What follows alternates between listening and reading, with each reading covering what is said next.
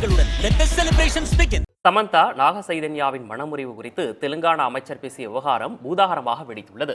அதற்கான எதிர்வினைகளும் எழத் தொடங்கியுள்ளன. ரசிகர்களின் மனம் கவர்ந்த சமந்தா நாகசைதன்யா ஜோடி யாரும் எதிர்பாராத விதமாக பிரிந்துவிட்டனர். இது நடந்து பல மாதங்கள் ஆன நிலையில் இந்த ஜோடியின் பிரிவு குறித்து பேசியிருக்கும் தெலங்கானா வனத்துறை அமைச்சர் கொண்டா சுரேகாவின் கருத்து தற்போது பூகம்பமாக வெடித்துள்ளது. சமந்தா நாகசைதன்யாவின் மனமுறிவுக்கு முன்னாள் தெலங்கானா முதலமைச்சரின் மகனான முன்னாள் அமைச்சர் KT ராமராவ் தான் காரணம் என்று அவர் கூறியதுதான். சமந்தா மீது ராமராவ் மையல் கொண்டதாகவும் அவரது ஆசைக்கு இணங்குமாறு நாகார்ஜுனாவின் குடும்பமே வற்புறுத்தியதாகவும் பேட்டியளித்த கொண்டா சுரேகா இதன் காரணமாக சைதன்யாவை சமந்தா பிரிந்ததாக கூறியிருந்தார்.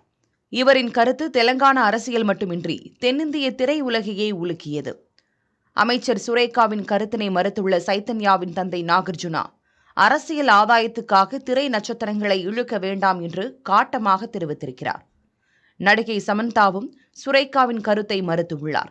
தன்னை சிறுமைப்படுத்த வேண்டாம், தனிநபர்களின் தனி உரிமையில் தலையிட வேண்டாம் என கூறியுள்ள சமந்தா தான் அரசியலுக்கு அப்பாற்பட்டவள், தயவு செய்து அரசியல் சண்டைகளிலிருந்து விலக்கி வைக்க வேண்டும் என குறிப்பிட்டுள்ளார். இதற்கிடையே கொண்டா சுரேகாவுக்கு எதிராக அவதூறு நோட்டீஸ் அனுப்பியுள்ள முன்னாள் அமைச்சர் KT ராமராவ் அமைச்சர் பதவியை சுரேகா தவறாக பயன்படுத்தியதாக சாடினார். ஒரு பெண்ணாக இருந்து கொண்டு மற்றொரு பெண் குறித்து தவறான கருத்துக்களை கொண்டா சுரேகா பேசியுள்ளதாகவும் விமர்சித்திருக்கிறார். தன்னை பற்றி அவதூறாக பேசிய கருத்துக்களை அமைச்சர் கொண்டா சுரேகா திரும்ப பெற வேண்டும் என்றும் KT ராமராவ் வலியுறுத்தியுள்ளார். திருமணம், விவாகரத்து என்பதெல்லாம் ஒருவரின் தனி உரிமை.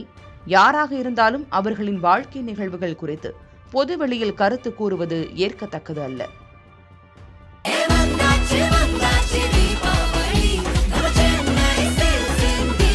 எண்ணம் போல் வண்ணங்களுடன் கொண்டாட The Chennai Silks ஆடைகளுடன் let the celebrations begin.